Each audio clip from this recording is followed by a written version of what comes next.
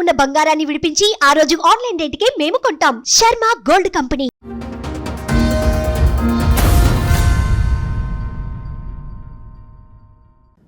తెలివిగా good will అని ఒక డబ్బులు తీసుకొని ఆ పేరు నాకు కంటగట్టి అతను పక్క జరిపాడు మేడం. అమ్మో, అప్పు తీసుకుని మీకు అంటగట్టాడు.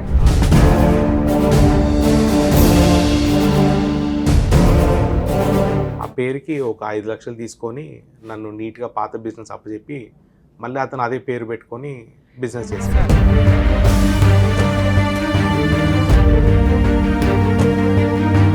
ఫస్ట్ మ్యారేజ్ 95లో అయింది. మీ నాన్నగారు చనిపోయిన 1 year. తర్వాత 99లో ఆమె సూసైడ్ చేసుకుంది.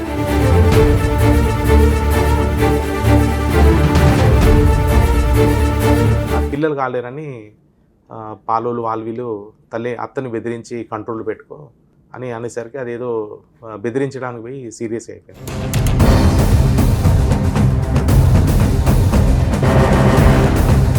అతను లవ్ మ్యారేజ్ చేసి సెటిల్ మ్యారేజ్ చేసుకున్నాడు.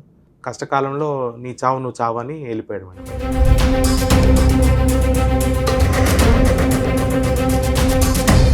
ఒక్క విషయానికి ఇంత కక్ష కట్టాడు బ్రదర్ మీద? అది ఉన్నదే మీరు ఒక రకంగా.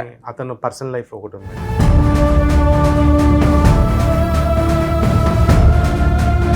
మళ్ళీ 5 lakhs పెంచి 35 lakhs ఒప్పుకున్నాడు. వైట్ పేపర్ రాసి ఇచ్చాడు. అప్పటి నుంచి ఒక అఫీషియల్ రిసిప్ట్ లేదు, ఒక అఫీషియల్ అగ్రిమెంట్ ఆఫ్ సేల్ లేదు, ఒక అఫీషియల్ రిజిస్ట్రేషన్ లేదు.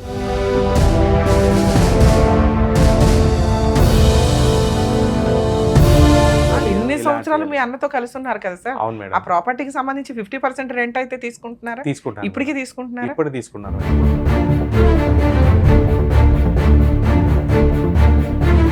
ఒకప్పుడు ఇక్కడ నుంచి ఆ గుర్రం వెళ్ళినంత వరకు మీదే అంటే మీదే, మాటకు అంత వాల్యూ. జరగాల్సిన మంచి గురించి ఆలోచించడం మానేసి పక్క వాళ్ళ ఇంట్లో జరగాల్సిన మంచి గురించి చాలా బాధపడుతున్నారు.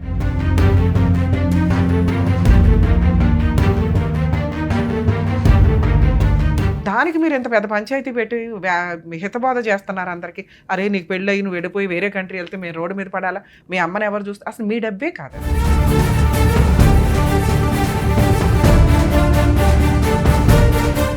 ఒక ఫ్యామిలీ డిస్ప్యూట్తో పాటు ప్రాపర్టీ ఇష్యూస్ ఉంది మేడం. ఓకే. సో ఇది ఒక అన్నదమ్ముల ఆస్తి. తండ్రి బాధ్యత అప్పచెప్పాడు మేడం పెద్ద ఆయనకి.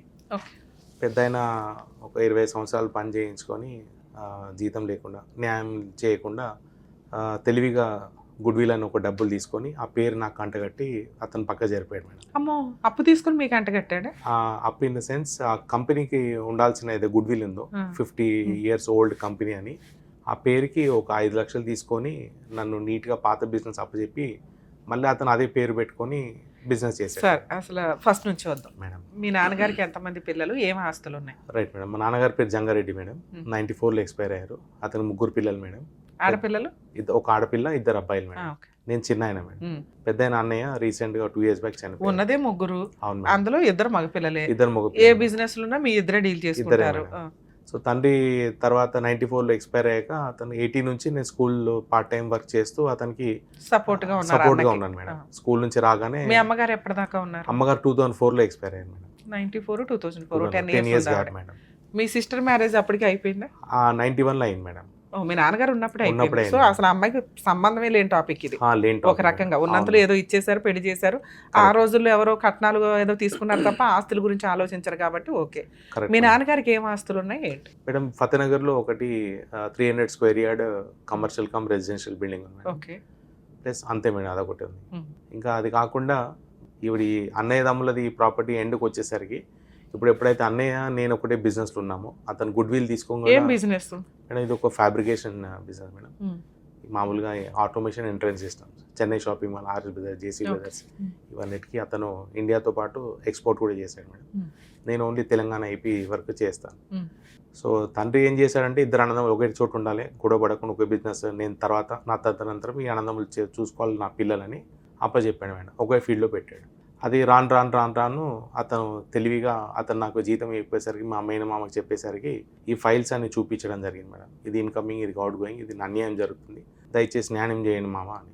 సో ఇతను ఏం చేశాడు, ఎలా హ్యాండిల్ చేశాడో తెలియదు మేడం. అతను మనసులో పెట్టుకున్నాడు, ఇతను నేను నాకు అవసరం తీరిపోయింది, నేను వెల్ పొజిషన్లో ఉన్నాడు, ఇప్పుడు ఇతను నీట్గా తప్పిద్దామని నేను తప్పించేశాడు మేడం.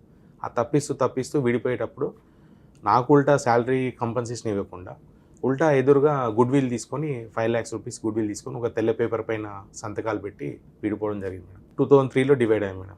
ఈ ప్రాపర్టీ షేర్ చేసుకున్నారా? లేదు మేడం, అప్పటి వరకు ఇద్దరం రెంట్స్ తీసుకుంటున్నాం మేడం. ఇద్దరు 50-50. ఇద్దరు 50. మీ సిస్టర్ ఎక్కడ కూడా ఇన్వాల్వ్ అవ్వాలి? ఇప్పటికే ఇన్వాల్వ్ ఇప్పుడు కూడా లేదు మేడం. ఆమె మదర్ లాగా చూసుకుంటుంది. తల్లి తర్వాత ఆమె ఎప్పుడు లోటు. మీ మ్యారేజ్ ఎవరు చేశారు మేడం? నా మ్యారేజ్ అన్నయ్య చేశాడు మేడం. అప్పుడు అమ్మ కూడా ఉండేది. మీ అన్నయ్య మ్యారేజ్ ఎవరు చేశారు? అన్నయ్య మ్యారేజ్ ఫస్ట్ యాక్చువల్ అన్నయ్యకి 2 మ్యారేజ్ అయింది మేడం. ఫస్ట్ మ్యారేజ్ 95లో అయింది. మీ నాన్నగారు చనిపోయిన 1 year. తర్వాత 99లో ఆమె సూసైడ్ చేసుకుంది మేడం. అమ్మో, ఎందుకు? ఆ పిల్లలు కాలేరని పాలోలు వాళ్ళు వీళ్ళు అత్తని బెదిరించి కంట్రోల్ పెట్టుకో అని అనేసరికి అదేదో బెదిరించడానికి పోయి సీరియస్ అయిపోయింది మేడం. సో ఆ విషయంలో మేము 14 days నేను వెళ్ళాను, 7 days అన్నయ్య వెళ్ళాడు, 14 days మమ్మీ వెళ్ళింది. సో అతను లవ్ మ్యారేజ్ చేసి సెటిల్ మ్యారేజ్ చేసుకున్నాడు. కష్టకాలంలో నీ చావు నువ్వు చావు అని వెళ్ళిపోయాడు మేడం బయటికి. సో ఈ జరిగిన విషయాలన్నీ ఎప్పుడైతే బయటికి తెలిసే నా ద్వారా తెలిసింది అనేసరికి నా పైన ఇంకా అక్కసు పెట్టుకున్నాడు. ఫస్ట్ మ్యారేజ్ గురించి అప్పుడు ఏం జరిగింది ఏందని. అప్పటి నుంచి మాకు 99 అది ఫైనల్గా జడ్జ్ దీంట్లో ఆ టైంలో ఇంట్లో ఎవరు లేరు కారణంగా అవును మేడం. ఎప్పుడు అయింది కేసు మేడం? అది ఒక 10 years నడిచింది మేడం. అప్రాక్సిమేట్ 99లో అయింది. 2008-9లో కొట్టేశారు మేడం. సో పనిష్మెంట్ ఎవరు కలవలేదు. మదర్ కూడా ఆమె చనిపోయింది, అంటే ఎండింగ్ స్టేజ్లో ఉంది కాబట్టి ఆమెకు సెంటెన్స్ ఏదో ఫ్రీ అని ఇచ్చారని తెలిసింది మేడం. సో ఫైనల్ ఇప్పుడు ఏంది మేడం, ఇప్పుడు ఆ బిల్డింగ్లో ఇద్దరు ఉంటే ఎవరో ఒకరు ఉండాలి, ఈగో ప్రాబ్లం వస్తుంది, బిజినెస్లో నేను తప్పుకుంటానని చెప్పి నేను 2020లో క్విట్ అయిపోయాను మేడం, లాక్డౌన్ టైంలో. అనే నేను బిజినెస్ కలిపే చేసుకుంటాను. లేదు మేడం, 2003లో డివైడ్ అయిపోయాను మేడం. నేను ఎప్పుడైతే గుడ్ విల్ ఇచ్చాను అతనికి పోటీ పడలేక నెట్టుకుంటూ వచ్చాను మేడం. నన్ను ఎక్కడ అతను పైకి రానివ్వలేడు మేడం. మార్కెట్లో అతను ఉన్న గుడ్ విల్ కానీ, ఇన్ఫ్లుయెన్స్ కానీ, పొలిటికల్గా, ఫైనాన్షియల్గా. కానీ మీకు ఎప్పటికే బిజినెస్ ట్రిక్స్ ఇవన్నీ తెలుసుంటాయి కదా, తెలుసున్నాయి. వేరే పేరుతోటి వేరే బిజినెస్ స్టార్ట్ చేసుకోవచ్చు. హార్డ్ వర్క్ చేసుకునే వాళ్ళకి ఎక్కడన్నా ఛాన్స్ అయితే ఉంటుంది. 100% ట్రూ మేడం. కాకపోతే నాకు తెలిసిన లైన్లో ఫ్యాబ్రికేషన్ అది ఒకటే డెప్త్గా నాలెడ్జ్ ఉంది మేడం. సో ఆ కేటగిరీలు ఎక్కడ చేసినా అతను మనసులో పెట్టుకొని ఎక్కడ నాకు ఛాన్స్ ఇవ్వకుండా తొక్కేసాడు మేడం. నేను బయటికి చెప్పుకోలేకపోయాను. ఒక్క విషయానికి ఇంత కక్ష కట్టాడు బ్రదర్ మీద? ఉన్నదే మీరు ఒక రకంగా. అతను పర్సనల్ లైఫ్ ఒకటి ఉంది మేడం. ఏంటి పర్సనల్ లైఫ్? పర్సనల్ లైఫ్ ఒక ఆయనకి కీప్ ఉన్నారు మేడం. ఓకే, ఏది సెకండ్ వైఫ్ కాకుండా? సెకండ్ వైఫ్ కాకుండా ఫస్ట్ వైఫ్ ఉన్నప్పటి నుంచి అతను మెయింటైన్ చేశాడు. ఆ విషయం చేసుకోవచ్చు, మళ్ళీ ఇంకో అమ్మాయి గొంతు కోయడం తెలియదు మేడం. అది ఏమైందో అయితే మా మామయ్యకి చెప్పాను. ఒకటి నాకు లెక్కలు డబ్బులు శాలరీ ఇవ్వట్లేదు. ఏ మామయ్యకి? మీ మమ్మీ వాళ్ళ బ్రదర్ మేడం. మా మమ్మీ వాళ్ళ బ్రదర్, మేనమామ. నాకు ఇద్దరే మేనమామ మేడం. అది పెద్ద ఆయనకి చెప్పాను. ఇదొకటి అకౌంటబిలిటీ లేదు, వర్క్ శాలరీ లేదు. ఇప్పుడు 91 తర్వాత నా స్కూల్ 7th పాస్ తర్వాత నేను ఫుల్ టైం చేశాను. అప్పటి నుంచి ఇక నాకు శాలరీ లేదు, బట్ట లేదు. ఒక పాలేరులాగా చూసుకోవడం, పల్లెటూరు నుంచి తీసుకొచ్చి పని చేయించుకోవాలి, సంవత్సరానికి ఇంత ఫుడ్ పెట్టాలి అంతే. ఇక ఫుడ్ తప్ప ఏమి ఇచ్చలేదు మేడం. ఇప్పుడు అంతా అయిపోయింది. 91 అంటే వచ్చిన ఇన్కమ్ తోటి హౌస్ మీద ఏమైనా కన్స్ట్రక్షన్ అలా ఇతను బయట ప్రాపర్టీస్ కొన్నాడు మేడం. అతని పేరు మీదనే? మీ పేరు? అతని పేరు పైన మేడం. మీకు ఎక్కడో 1-2 ప్రాపర్టీస్ కొన్నాకే అర్థమైపోద్ది కదండి. అర్థమవుతుంది. ఇన్కమ్ అంతా తీసుకెళ్లి బయట పెడుతున్నాడు ఇండివిడువల్ గా. అవన్నీ విషయాలు మా మేనమామకు చెప్పాను. చెప్తే అతను విన్నాడు చెప్తున్నాడు. అశోక్, నీకు లైఫ్ ఉంటుంది, ఫ్యూచర్ ఉంటుంది, నువ్వు వరీ అవ్వకు, నేను ఉన్నాను కదా అని నెట్టుకొచ్చాడు మేడం. తీరా చూస్తే అతను కూడా 3 years బ్యాక్ చనిపోయాడు మేడం. సో ఫైనల్గా ఈ బిజినెస్ డివైడ్ అయిపోయింది. ఓటమి ఒప్పుకొని నేను బయటకు వచ్చేసాను మేడం. వచ్చేసాక ఇప్పుడు ప్రాపర్టీ అన్నా నేను వెళ్ళిపోతాను, నా షేర్ ఇచ్చేసాను అన్నాను మేడం. ఇంతలో 2015లో మేడం ప్రాపర్టీ లంగరోజులో మీ ఆఫీస్లో మీటింగ్ అవుతుంటే మా మామగారు అన్నారు, అశోక్ నువ్వు ఇల్లు చూసుకో, అన్నయ్య బయటికి వెళ్ళిపోతాడు, ఇప్పటి నుంచి మీకు ఆయనకి డిస్ప్యూట్స్ ఉండదు అన్నారు మేడం. ఆ ఇల్లు తీసుకున్నాడు, 30 lakhs ఒప్పుకున్నాడు. మళ్ళీ ఏమైందో, అమ్మో అంత ఈజీగా వదలొద్దు ప్రాపర్టీని, వీడు ఉంటే ఎప్పటికైనా నాకు ఏకే ఉంటాడని మళ్ళీ 5 lakhs పెంచి 35 lakhs ఒప్పుకున్నాడు. వైట్ పేపర్ రాసి ఇచ్చాడు. అప్పటి నుంచి ఒక అఫీషియల్ రిసిప్ట్ లేదు, ఒక అఫీషియల్ అగ్రిమెంట్ ఆఫ్ సేల్ లేదు, ఒక అఫీషియల్ రిజిస్ట్రేషన్ లేదు. 2015 నుంచి 2024 వరకు నెట్టుకొచ్చాను మేడం. 2024లో అతను కూడా స్ట్రోక్ వచ్చి నిద్రలో చనిపోయాడు మేడం. ఇప్పుడు ఆ వైట్ పేపర్ పట్టుకొని ఉన్నాం. డబ్బు ఇచ్చిన ఆయన మా మిస్సెస్ వాళ్ళ ఫాదర్. అయ్యా రిజిస్ట్రేషన్ చేసుకునే సంగతి తెలియదని నేనే చెప్పుకున్నా. అతను అడ్వాంటేజ్ తీసుకొని ఇతను ఒకటైపోయి నేను ఏకాకయ్యని పరిస్థితి అయింది మేడం. 1 year నుంచి నేను ట్రై చేస్తున్నాను మేడం. ఎక్కడ వెళ్ళినా నా ఫ్రెండ్స్ ద్వారా కానీ, నాకు తెలిసిన ద్వారా కానీ అతను బెదిరింపులు చేయడం. మీరు పార్టీషన్ సూట్ ఏం ఫైల్ చేయలేదా? లేదు మేడం. ఎందుకని? అఫీషియల్ గా నా దగ్గర ఏ డాక్యుమెంట్ ప్రాపర్ గా లేదు. ఇన్ని సంవత్సరాలు మీ అన్నతో కలిసి ఉన్నారు కదా సార్, అవును ఆ మేడం, ప్రాపర్టీకి సంబంధించి 50% రెంట్ అయితే తీసుకుంటున్నారా? తీసుకుంటాను. ఇప్పటికీ తీసుకుంటున్నారా? ఇప్పుడు తీసుకున్నాను. ఇప్పుడు నేను ఫుల్ రెంట్స్ తీసుకుంటాను మేడం. ఫుల్ రెంట్స్ తీసుకుంటున్నారు అంటే తీసుకుంటాను. పొజిషన్ కూడా మొత్తం మీదే. 2015 నుంచి నేను తీసుకుంటాను మేడం. ఓకే, మరి మీకు డాక్యుమెంట్ లేకపోవడం అఫీషియల్ గా ఇప్పుడు అతను వాళ్ళ చనిపోయారు కదా మేడం అన్నయ్య. ఇప్పుడు వదిన ఏమంటుందంటే నేను నీ పేరు పైన నా షేర్ ఇవ్వను, నీ బాబు పేరు మీద ఇస్తాను, నా కొడుకు పేరు పైన ఇస్తా అంటాను. ఎవరి షేరు? మా అన్నయ్య అయితే నేను పర్చేస్ చేశాను 35 lakhs పెట్టి. మీ అన్నయ్య షేర్ కూడా మీరు కొనేసారు అంటారు హౌస్ మీద. అవును మేడం. 2015 నుంచి రెంట్లు మీరే. అవును మేడం. దాని డాక్యుమెంట్స్ అవన్నీ మీ దగ్గరే ఉంటాయి. రెంటల్ అగ్రిమెంట్స్ ఉన్నాయి మేడం. రెంటల్ అగ్రిమెంట్స్ కాదు సార్, మేడం ప్రాపర్టీ ఒరిజినల్ డాక్యుమెంట్లు ఉంటాయి కదా. ఇన్ కేస్ మీరు అన్నయ్య దగ్గర మీరు కొనుంటే. ఎవరైతే ఇప్పుడు మా మిస్సెస్ వాళ్ళ ఫాదర్ 35 lakhs ఇచ్చారు కదా, అతని దగ్గర డిపాజిట్ పెట్టి మేము ఆ డబ్బులు వీళ్ళకి ఇవ్వడం జరిగింది. అవును, డాక్యుమెంట్స్ ఆయనకి ఇచ్చారు. ఆయనకి ఇచ్చాం. మా మామయ్య గారి మీ దగ్గర, సొంత మామయ్య దగ్గర ఉన్నాయి, మిస్సెస్ వాళ్ళ ఫాదర్ దగ్గర ఉన్నాయి. అవును మేడం. ఒరిజినల్ డాక్యుమెంట్లు ఉన్నాయి. మీ బ్రదర్ మీకు అమ్మినట్టుగా పెట్టిన ఒక వైట్ పేపర్ మీద మొత్తం కూడా ఉంది. సో దీన్ని బేస్ చేసుకొని మీరు రెంటల్ ఇప్పటిదాకా వసూలు చేస్తున్నారు 10 years నుంచి. అవును మేడం. మీ బ్రదర్ ఒక 3 years back 2 years back 2 years complete అయింది మేడం. చనిపోయారు. 24 వాళ్ళకి ఎంతమంది పిల్లలు?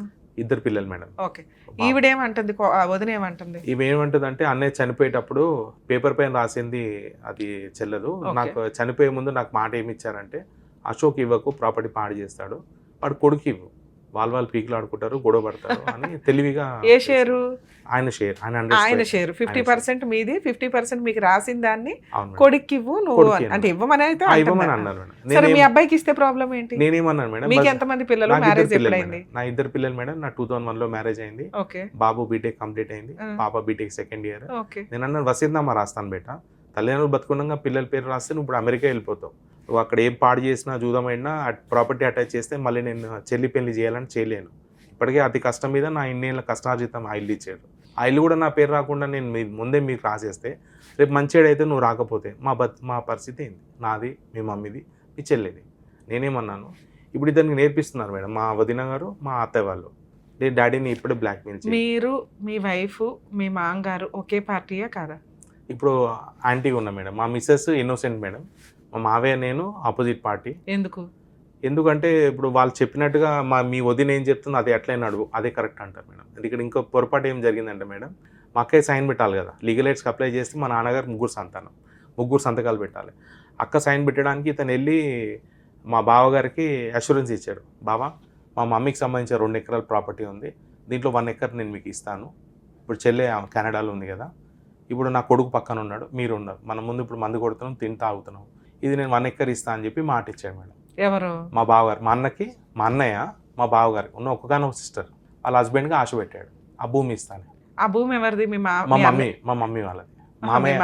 మీ మమ్మీకి ఒక 2 ఎకరాలు ఉన్నాయి. మా మమ్మీకి 2 ఎకరాలు షేర్ వచ్చింది మేడం, అది అన్నయ్య మొత్తం లాగేసాడు. అందులో 1 ఎకరం అక్కకి ఇస్తా, చెల్లికి ఇస్తాడు. ఇస్తాను. ఇప్పుడు ఏమో అన్నయ్య చనిపోయాడు కాబట్టి మా వదిన పిల్లలు లేదు మాకేం చెప్పలేడు, మేము ఇవ్వమన్నాం. కరెక్టే. ఇప్పుడు దానికి మీకు సంబంధం లేని టాపిక్ కదా, సంబంధం లేని టాపిక్. ఇక్కడ ఏమైందంటే ఇప్పుడు అతను బావగారు అంటాడు, సరే ఈ ప్రాపర్టీ నువ్వు తీసేసుకున్నారా, రేపు మళ్ళీ లీగల్ ఎయిడ్స్కి ఇప్పుడు అక్క సైన్ పెట్టాలి కదా మేడం. ఇప్పుడు వాళ్ళు పెట్టడానికి ఇప్పుడు అబ్జెక్షన్ మా బావగారు చేస్తున్నాను. మా సిస్టర్ ఏమనట్లేదు, నేను సైలెంట్గా పెట్టేస్తా, నువ్వు సైలెంట్గా డాక్యుమెంట్ చేసుకో. నాకు మనసు ఎక్కడ ఒప్పట్లే అంటే, ఒక ఆడపిల్లకి మా మేనమామ అన్యాయం చేశాడు, ప్రాపర్గా పంచక, అన్న అన్యాయం చేశాడు, ఫస్ట్ భార్యకి అన్యాయం చేశాడు, చెల్లెని ఆహ్వానం చేశాడు. ఈ ఆడపిల్లకు అవసరం కలకాలి ఎందుకు? మనకి ఎంతో కొంత ఇచ్చేస్తే అయిపోతుంది కదా. మా అమ్మ నాన్న బతుకుంటే ఎంతో కొంత ఇచ్చారు కదా. ఇప్పుడు నా భార్యకి వాళ్ళ నాన్న ఇచ్చాడు 35 lakhs, నేను అది ఇస్తానో తర్వాత అడ్జస్ట్ చేస్తాను, వేరే విషయం. ఒక ఆడదాని ఉసురు కలకని మనకెందుకు? ఇప్పుడు ఏమంటే నా పేరు పైన ప్రాపర్టీ ఇస్తే వీడు అక్కకి ఇస్తాడు. డెఫినెట్గా 2 షట్టర్స్ ఇస్తే ఫ్యూచర్లో తప్పు లేదు అని నాకు అనిపిస్తుంది మేడం. ఎందుకు మా బావ మళ్ళీ మా అక్కని టార్చర్ పెట్టడానికి గ్యారంటీ మేడం. అమ్మ నాన్న లేరు, ఉన్నది ఒక అక్క. ఇన్నేళ్ళు అమ్మ మంచోళ్ళ చెడ్డోళ్ళ? నేనా మేడం? తెలియదు మేడం. మీ ఇంట్లో జరగాల్సిన మంచి గురించి ఆలోచించడం మానేసి పక్క వాళ్ళ ఇంట్లో జరగాల్సిన మంచి గురించి చాలా బాధపడుతున్నారు. ముందు ఇది ఏడవాలిగా మనం. ఏంటిది అది? మీ పిల్లోడి పరిస్థితి. మీరు కొన్న 50% షేర్ ఏదైతే ఉందో అది మీ మామగారు అంటే మీ వైఫ్ వాళ్ళ నాన్న, మీ మామగారు ఇచ్చిన 35 లక్షలతో కొన్న 50%. అది మీది కాదు. అవును మేడం. ఓకే, అయినా దాని మీద 25 to 15 years నుంచి 10 years నుంచి ఫుల్ రెంట్ తీసుకుంటున్నారు. ఆ షేరు మీ మామగారు డబ్బులు నాకు వెనక్కి ఇచ్చేయంటే మీరు ఇవ్వాలి, లేదా షేర్ ఆయనకి ఇచ్చేయాలి. ఎందుకంటే ఒరిజినల్ డాక్యుమెంట్లు ఆయన దగ్గర ఉన్నాయి. దానికి వాళ్ళ వైఫ్ వచ్చి, చనిపోయిన వాళ్ళ వైఫ్ వచ్చి, మీ అన్నయ్య వాళ్ళ వైఫ్ మీకెందుకు రాయడం, మీ పిల్లోడికి రాస్తాను అని. అవును మేడం. దానికి మీరు ఇంత పెద్ద పంచాయతీ పెట్టి హితబోధ చేస్తున్నారు అందరికీ. అరే నీకు పెళ్ళి అయ్యి నువ్వు వెళ్ళిపోయి వేరే కంట్రీ వెళ్తే మేము రోడ్డు మీద పడాలా, మీ అమ్మని ఎవరు చూస్తే, అసలు మీ డబ్బే కాదు అది. అవును మేడం. నేను చెల్లికి ఎవరు చేయాలి, మీ డబ్బు 50%. మీరు 50%లో రిమైనింగ్ 50 మీ మామగారు ఎవరికి చెప్తే, మీ వదిన ఎవరికి చెప్తే వాళ్ళకి రాసేస్తే వాళ్ళు కర్మ కొద్దీ ఆవిడ అడగట్లా, ఈయన అడగట్లా, అవును మేడం. పిల్లాడికి రాసేయండి అంటున్నారు. పిల్లోడికి రాస్తే ఏంటి సార్ ఇంత బేసిక్ ఇష్యూని ఇంత జటిలం ఎందుకు చేస్తున్నారు మీరు? ఇప్పుడు అంటే మీకు ఎందుకు అంత కుళ్ళు, ఎందుకంత అపనమ్మకం, ఎందుకంత ఇది? కుళ్ళు. ఇదే డైలాగు అవును మేడం. బయట ఇక్కడ కూర్చున్న నాకే కోపం వస్తుంది, బాధ వేస్తుంది. ఒక కొడుకుని ఎందుకు ఈయన ఇట్లా ట్రీట్ చేస్తున్నాడు? ఈయన డబ్బు కాని డబ్బు, ఈయన ఆస్తి కాని ఆస్తికి మీరు అన్నదాన్ని తప్పలేదు మేడం. ఎందుకు అంత ఇప్పుడు కొడుకు ఇల్లు- అంత చెడిపోయాడా, అంత లేదు పనికిమాలాడా, అంత వేస్ట్ పిల్లడు? 2011లో ఇల్లు fire accident madam, old construction అది. ఇప్పుడు అది దాన్ని డెమాలిష్ చేస్తాం మేడం. దానిపై లోన్ తీసుకోవాలంటే నా కొడుకు మళ్ళీ నేను కలిపి తీసుకోవడం జరుగుతుంది. తీసుకోవాలి కదా సార్, మీ సొంత బ్లడ్ అని మీరు నమ్మకపోతే ఎట్లాగా? అదే నేను నాకు బెస్ట్ డెసిషన్ ఏం చేయాలని ఇది అర్థం కరెక్ట్. కావట్లేదు ఎందుకంటే మీ క్యారెక్టర్ పాతాళంలోకి వెళ్ళిపోతుంది. మీ 50% కానిది మీ మామగారు, మీ వదిన ముందు వాళ్ళ చేతిలో నుంచి ప్రాపర్టీ మీ చేతిలోకి రావాలంటే మీరు, మీ అబ్బాయి, ఇంతే. మీరు ఒక గ్రూపు, మీరు, మీ అబ్బాయి, మీ ఆవిడ, మీ కూతురు ఒక గ్రూపు, మిగతా వాళ్ళంతా చుట్టాలు. మీ ఆవిడకి వాళ్ళ నాన్నగారు ఒక గ్రూపు. ఆయన చేసిన హెల్ప్ మీ కుటుంబంలోకి వస్తుంటే మీ అబ్బాయి ఆలోచన ఉన్నతంగా ఉండాలి. అరే మా నాన్న వాళ్ళు వీళ్ళు చెప్పగానే నాకే అనిపిస్తుంది, వాళ్ళు వీళ్ళు ఇచ్చే ఆస్తికి ఈయనేంటి మధ్యలో అడ్డు? జీవితకాలం మిమ్మల్ని అసహించుకుంటాడు దీని మీద డిస్కషన్ జరిగితే. అవును ఇది మేడం. కరెక్ట్ కాదు. మీరు సంపాదించేది మీ కొడుక్కి, పీకి మీరు ఇప్పటిదాకా ఏమీ సంపాదించలే. ఉన్నంతలో రెండు మేనా- కార్డ్స్ కొన్నాను మేడం. కొన్నారు, అది మీ దగ్గరే ఉంటాయి. మీకు ఆల్రెడీ ఆ స్వార్థం ఉంది కాబట్టి నా ఆస్తి నేను, నా తదనంతరమే బెటర్, అలాగే చెప్తా ఏ పేరెంట్స్ కన్నా నేను. Okay madam. కానీ ఇలాంటి ఒక జటిలమైన లిటిగేషన్ ఉన్నప్పుడు మనం పిల్లోని పక్కన పెట్టుకోవాలి. మీ బలగం, మీ ఆయుధమే మీ అబ్బాయి. అతనికి ఇస్తాను అంటే లౌక్యంగా తీసుకెళ్ళి ముందు అతని పేరు మీద రిజిస్ట్రేషన్ అవ్వాలి. ఎందుకంటే వాళ్ళిద్దరిలో ఎవరైనా కొట్టేయడానికి ఎక్కువ అవకాశాలు ఉన్నాయి. ఆస్కారం ఉంది. అక్కడికి వెళ్ళి మీరు ఫైటింగ్ చేస్తే చిల్లిగవ రాదు. డాక్యుమెంటేషన్ ప్రాపర్గా లేదు, పొజిషన్ అవును. మనం తీసుకున్నప్పటికీ కూడా నిజంగా వీళ్ళిద్దరూ ఆ మాట మీద ఉన్నారా లేదని నా డౌట్. అలా ఉంటే ఆ బంగారు అవకాశాన్ని, అద్భుతమైన అవకాశాన్ని దయచేసి వదులుకోకండి. మీ పిల్లాడు మీకు వచ్చే ఆస్తి కంటే విలన్ అయిపోతాడు. మీరు కన్నా పిల్లాడు విలన్ అయితే మీ ఆస్తి దిష్టి తీసుకోవడానికి కూడా పనికిరాదు. వాస్తవం మేడం. ముందు వాస్తవం. ఇది బేసిక్ ప్రాబ్లము, అర్జెంటుగా సాల్వ్ చేసుకోవాల్సిన ప్రాబ్లం. దీన్ని క్లియర్ చేసుకోండి. Okay madam. మీ వదిన చేతిలో నుంచి, మీ మామగారి చేతిలో నుంచి, ఆవిడ చేతిలో నుంచి రిజిస్ట్రేషన్ రావాలి, ఈయన చేతిలో ఉంటే ఒరిజినల్ డాక్యుమెంట్లు రావాలి. ఓకే. లోన్ పెట్టాల్సి వస్తే మీ అబ్బాయి నిజంగా వేరే కంట్రీలో ఉంటే దానికి సంబంధించి జీపీఏ తీసుకొని కూడా మీరు ఇక్కడ ఓకే. నడిపించవచ్చు. ఓకే. లీగల్గా పిల్లలు వేరే కంట్రీస్లో ఉంటే పేరెంట్సే ప్రాపర్టీలు కొంటారు, పేరెంట్సే జీపీఏ హోల్డర్లుగా ఉంటారు, పేరెంట్సే అమ్ముతూ ఉంటారు. అంత నమ్మకం ఉండాలి మీ అబ్బాయికి మీరంటే. ఇక్కడ మీరు ఆస్తి కొట్టేస్తారేమో అనే అంత భయం, పాయిజన్ చుక్క ఆల్రెడీ పడిపోయింది మీ ఆలోచన విధానం వల్ల. నాకు తెలిసి మీ అబ్బాయి మీరంటే అమ్మో ఆయన సరౌండింగ్ నాకు వద్దు, నాకు 50% చేసేయండి అని కూడా అంటాడు.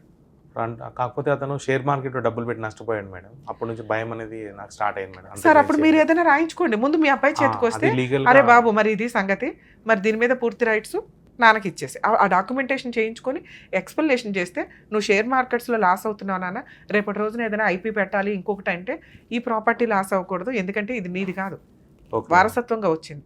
తదనంతరం నిన్ను కాపాడడానికి ఇది మాకు ఉపయోగపడుతుంది. అది పిల్లోడికి కౌన్సిలింగ్ ఇప్పించండి. అవ్వకపోతే మంచి అడ్వకేట్ దగ్గరికి వెళ్ళి క్లారిటీ ఇప్పిస్తే ముందు వీళ్ళ చేతిలో నుంచి మీ చేతికి వస్తే 70 to 80% ప్రాబ్లం క్లియర్. మిగతా 20% ఏంటి, మీ అబ్బాయి యొక్క ఆలోచన విధానం, వ్యసనాలు వేస్ట్ అవుతుందేమో అని భయం.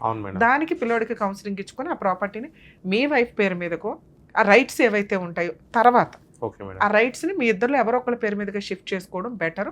మేజర్గా మీ వైఫ్ పేరు అయితే ఇంకా బెటర్, ఎందుకంటే వాళ్ళిద్దరు కూడా సపోర్ట్ చేస్తారు. ఎవరు, మీ వదిన, మీ మామగారు కూడా. ఇక సెకండ్ టాపిక్, మీ అమ్మగారికి సంబంధించి 2 ఎకరాలు ఆయన ఇస్తాడా ఇవ్వడా మనకు అనవసరం. ఆయన ఏదో వాళ్ళ బావగారికి, మీ బావగారికి మాట ఇచ్చుకున్నాడు సిస్టర్ వాళ్ళ హస్బెండ్కి, అది ఆవిడ ఇవ్వదు, ఇవ్వాల్సిన అవసరం కూడా లేదు. మాట వేరు, రాయటం వేరు. ఆస్తుల దాకా వచ్చినప్పుడు ఈ రోజున మాటల మీద నిలబడే అంత సీన్ లేదు. ఒకప్పుడు ఇక్కడ నుంచి ఆ గుర్రం వెళ్ళినంత వరకు మీదే అంటే మీదే, మాటకు అంత వాల్యూ. తర్వాత కాలు వేసుకొని హద్దులు వేసుకునేదాకా వచ్చాయి, అప్పుడు కూడా అంత వాల్యూ. ఆ తర్వాత వచ్చిందే పేపర్లు, ఆ తర్వాత వచ్చిందే ఆన్లైన్ రిజిస్ట్రేషన్.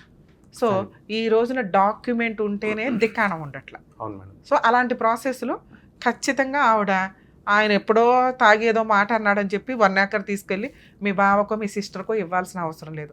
4 షాపుల్లో 2 షాపులు ఇవ్వాల్సిన అవసరం కూడా లేదు. ఆవిడ అడక్కపోతే లేదు, అలాంటిది ఒకటి పంచాల్సి వస్తే ముగ్గురు సమభాగాలు. ఇప్పుడు మీరు అదే పంపకం జరిగితే 3 భాగాలు అయిపోద్ది ఇల్లు. కాబట్టి ఆవిడను ఒప్పించుకొని రిలింక్విష్ డీడ్ అంటారు, హక్కులు వదులుకోవడం. మీరు first family members legal heir certificate కోసం అప్లై చేసుకోవాలి. ఒకటి, ఆయన చనిపోయారు, ఆయన డెత్ సర్టిఫికేట్ ప్లేస్లో వదిన పిల్లలు వస్తారు, మీరు మీ సిస్టర్, మీ అందరూ కలిపి లీగల్ హెయిర్స్ కింద లెక్క. ఈ ప్రాపర్టీ మీద ఒక పార్టీషన్ డీడో లేకపోతే హక్కు విడుదల, వాళ్ళిద్దరూ హక్కు విడుదల చేసి మీకు మీ వైఫ్కో మీకు మీ అబ్బాయికో రిజిస్ట్రేషన్ చేసేస్తే ఇంకా వాళ్ళతోటి మీకు ఎటువంటి సంబంధం ఉండదు. ఇక రిమైనింగ్ ఆస్తుల మన దగ్గర ఓపెన్గా అయితే లేవు. మీ సిస్టర్ ఏం ఫైట్ చేసుకుంటుందో ఫైట్ చేసుకోవడం. ఒకవేళ లేదు ఆ 2 ఎకరాలు ఇవి కూడా మనం ఫైట్ చేద్దామన్నా అది ఇదని మీతో అని ఆవిడ అందా అనుకోండి, మీరు సపోర్ట్ చేస్తే చేయండి, లేకపోతే వద్దు నాన్న ఇప్పటికే మాకు తలనొప్పి, జీవితకాలం సంపాదించిందే హారతకర్పూరం అయిపోయింది, ఇప్పుడన్నా ఉన్నది కాస్త ఉన్నంతలో మేము ప్రశాంతంగా ఉండాలనుకుంటున్నాం, ఉన్నదే ఇంకా కొంతకాలం, క్లైమాక్స్ స్టేజ్లో ఇంకా 20 ఏళ్ళు 30 ఏళ్ళు 20-30 ఏళ్ళు తినేది లేదు పెట్టేది లేదు, మెంటల్ టెన్షన్ అవసరమా? పిల్లలు వచ్చేసారు, పిల్లలు చూసుకుంటారు ఇంకా అనేది బెటర్ ఆప్షన్ అనేది నా ఉద్దేశం సార్. మీ కేసు మంచి ఒపీనియన్ మేడం. కాకపోతే ఇక్కడ మూడు సేల్ డీడ్లు 3 హౌస్ నెంబర్ ఉన్నాయి మేడం. ఇప్పుడు మా మామగారు 2 సేల్ డీడ్లు 2 హౌస్ నెంబర్ చేస్తా అంటాడు, ఒక హౌస్ నెంబర్ని దాన్ని సమాధి చేస్తా అంటాడు, అది ఎక్కడ రాంగ్? అది మీరు డాక్యుమెంట్ రైటర్స్కి ఇవన్నీ చూపిస్తే ఓకే మేడం, ముందు మీ ఇంట్లోకి రానిచ్చేయండి డాక్యుమెంట్స్ని, తర్వాత మీరు మీ వైఫ్ పేరు మీదకు మీ వైఫ్ మీరిద్దరు కలిపి పార్టీషన్ చేసుకోవడమా ఏంటనేది తర్వాత ఆలోచిద్దరు. ఎందుకంటే మీ దాకా రాలా, బయట వాళ్ళు ఎప్పుడైనా వెనక్కి లాగుతారు. ఎందుకంటే మీ సిస్టర్ ఒక్కళ్ళే కాదు, మీ వాళ్ళ హస్బెండ్ ఉన్నారు, వాళ్ళ పిల్లలు ఉన్నారు, నువ్వెవరమ్మా దానం చేయడానికి, మా తాత ఆస్తి అంటే మొక్కలు అయిపోద్ది అంతా. ముందు మీకు పొజిషన్ వచ్చేయాలి. అసలు కుదిరితే ఇలాంటి వాటిని అమ్మేయండి అని చెప్తాను నేనైతే. అమ్మేసి వేరే చోట కొనుక్కుంటే ఫ్రెష్ ఎన్ని తరాలు ఎత్తుక్కోవాల్సిన అవసరం ఉండదు. ఎప్పుడు కొత్త డాక్యుమెంట్ లాగాను మీరు ఫ్రెష్గా కొన్న సెల్ఫ్ ఎక్విడ్ ప్రాపర్టీ కింద కన్వర్ట్లు అవుతాయి. ఆ తర్వాత మీరు మీ పిల్లలు ఈ పంచాయతీ వేరు, వాళ్ళ పంచాయతీలు ఇంకెప్పుడు ఉండవు, అక్కడితో కట్ అయిపోయినట్లు లెక్క. కుదిరితే ఆప్షన్ చూసుకోండి, లేదా కన్స్ట్రక్షన్ చేసుకోండి. కానీ ముందు మీ అబ్బాయి పేరు మీదకి మీ వైఫ్ పేరు మీదకో కన్వర్ట్ అయ్యి 3 చేసుకుంటారా 2 చేసుకుంటారు, ఎంత చూసినా సర్వే నెంబర్ ఎంత అయినా కానీ ఉన్నవి 300 స్క్వేర్ యార్డ్సే. ఆ 300 స్క్వేర్ యార్డ్స్లో ఏం కన్స్ట్రక్షన్ చేయాలని మీరే ఓనర్స్ అవుతారు. అది లీగల్గా డ్యామేజ్ అవ్వకుండా అడ్వకేట్స్తో పాటు డాక్యుమెంట్ రైట్ పర్ఫెక్ట్గా చెప్తారు. ఇదిగో బాబు ఇవి 3 సేల్ డీడ్లు ఉన్నాయి, ఈ 3 కలిపి 2 చేయడానికి అవుతుందా, లేదా 3 కలిపి మెన్షన్ చేయాలా, 300 స్క్వేర్ యార్డ్స్ డ్యామేజ్ అవ్వకూడదు మనకి, ఎక్కడెక్కడ ఎందులో ఎంత ఉంది అనేది అలా చూసి వెళ్తే బెటర్ అనేది నా ఉద్దేశం. దీన్ని బయట కూడా పెట్టకండి సార్, అవసరం కూడా లేదు. అలాగే మీరు మాట్లాడింది కూడా మీ బ్రదర్ చూడరు, మీ అబ్బాయి చూడరు, అవసరం లేదు. మీరు మారితే చాలు, 90% ప్రాబ్లమ్ సాల్వ్ అయిపోద్దని నా ఉద్దేశం. సరే, థ్యాంక్ యూ సార్. చూసారు కదండి, యాక్చువల్గా ఆస్తుల దాకా వచ్చినప్పుడు మోరల్ వాల్యూస్ అనేది చాలా వరకు డ్యామేజ్ అవుతూ ఉంటాయి. అది కొడుక, అన్న, వదిన, మామ, భార్య, ఎవరైనా కానీ. కాబట్టి మనిషి బతుకున్నంత కాలంలో ఆస్తులు చాలా అవసరం. నిజాయితీగా మనం సంపాదించుకున్నది ఒక ఎత్తు అయితే, వారసత్వంగా వచ్చిన ఆస్తి మన షేర్ ఎంతో అంత తీసుకోవడం వల్ల ప్రశాంతంగా ఆ వచ్చిన షేర్ని ఎంజాయ్ చేయగలుగుతాం. 1 అడుగు కోసం 30 ఏళ్ళు ఫైట్ చేసిన వాళ్ళు, 4 అడుగుల కోసం 40 ఏళ్ళు ఫైట్ చేస్తున్న వాళ్ళు కూడా మొన్నటిదాకా మేము చూసుకుంటూ వచ్చాం. సో తినే ఫ్రూట్ ఉన్న జీవితకాలంలో తినలేకపోతే వేస్ట్ అని నా ఉద్దేశం. అలాగే ప్రాపర్టీస్ విషయానికి వచ్చేసరికి ఇప్పుడు ఈయన చెప్పిన వర్షన్ ఏదైతే ఉందో, వారసత్వపు ఆస్తులు అన్న లీడర్షిప్ తీసుకోవడం, మిగతా 1-2 బ్రదర్స్ ఎవరైతే ఉంటారో వాళ్ళు జీవితకాలం వాళ్ళకి సర్వీస్ చేస్తూ ఉంటారు, అదంతా జాయింట్ ప్రాపర్టీ కిందకే వస్తుంది. వాళ్ళు ఆ టైంలో ఆ ఇన్కమ్ మీద కొన్న ప్రాపర్టీస్ వాళ్ళకు కొన్ని సందర్భాలు అన్నలు ఏం చేస్తారంటే వైఫ్ పేరు మీదో వాళ్ళ మాంగారి పేరు మీదో పిల్లల పేరు మీద పెడుతూ ఉంటారు. వాళ్ళకి ఇన్కమ్ ఎక్కడి నుంచి వచ్చింది ఏంటి అనేది కూడా కోర్టులో ప్రూవ్ చేస్తే కనుక అలాంటి ప్రాపర్టీస్ మీద కూడా షేర్ రావడానికి అవకాశం ఉంది. ఎందుకంటే నిజం ఎప్పుడు నిజమే కాబట్టి. కానీ ఆస్తుల విషయాల్లో కొంచెం ముందుగానే జాగ్రత్తగా ఉండండి, డాక్యుమెంట్స్ జాగ్రత్తగా పెట్టుకోండి, నిజమైన నిజాయితీ ఫైటింగ్ చేయండి అని కోరుకుంటాను.